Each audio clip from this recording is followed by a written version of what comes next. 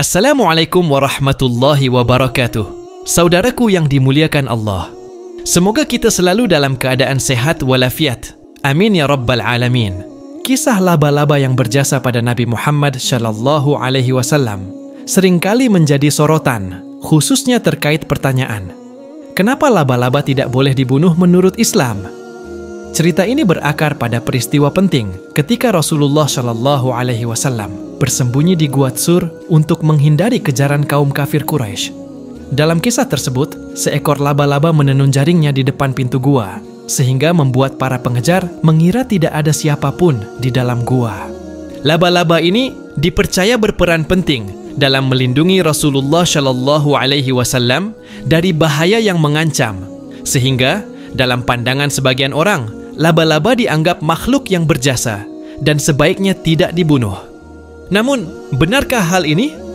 Bagaimana Islam melihat kisah ini dalam perspektif yang lebih luas? Peran laba-laba pada masa Nabi Muhammad Shallallahu Alaihi Wasallam dijelaskan pada buku Kisah Hewan dalam Al-Quran, 2 tulisan Ahmad Bahjat. Kisah mengenai seekor laba-laba yang berjasa dalam melindungi Nabi Muhammad Shallallahu Alaihi Wasallam selama hijrah adalah salah satu cerita yang begitu dikenang dalam sejarah Islam. Peristiwa ini terjadi saat Rasulullah Shallallahu Alaihi Wasallam dan sahabatnya Abu Bakar radhiyallahu anhu dikejar oleh kaum Quraisy setelah meninggalkan Makkah dalam perjalanan hijrah ke Madinah. Mereka mencari perlindungan di sebuah tempat yang terpencil dan strategis, yaitu Gua Tsur, sebuah gua yang terletak di bukit di sebelah selatan kota Mekah arah ke Yaman. Gua ini dikenal sangat sunyi, angker dan jauh dari keramaian, sehingga menjadi tempat yang tepat untuk bersembunyi dari pengejaran. Ketika Rasulullah Shallallahu Alaihi Wasallam dan Abu Bakar radhiyallahu anhu memasuki gua tersebut, kaum Quraisy yang mengejar hampir menemukan mereka.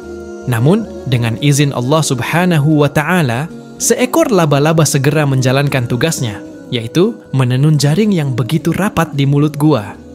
Jaring tersebut sangat kuat, meskipun terlihat begitu lemah dan tipis. Keajaiban inilah yang menjadi penghalang besar bagi kaum Quraisy untuk melanjutkan pengejaran, karena mereka melihat jaring itu masih utuh dan tidak tampak tanda-tanda baru adanya orang yang masuk ke dalam gua.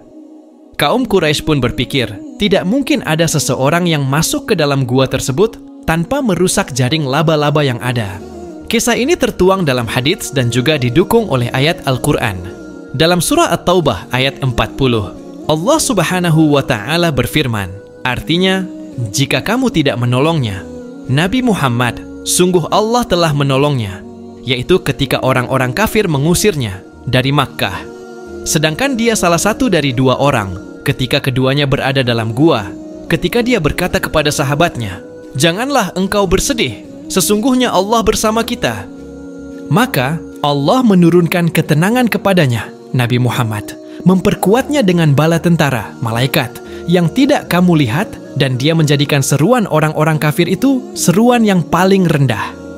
Sebaliknya, firman Allah itulah yang paling tinggi. Allah Maha Perkasa lagi Maha Bijaksana. Dalam ayat ini dijelaskan bahwa Allah Subhanahu wa Ta'ala memberikan pertolongan kepada Nabi Muhammad Shallallahu Alaihi Wasallam dan Abu Bakar radhiyallahu anhu saat berada di gua dengan cara yang tidak terduga.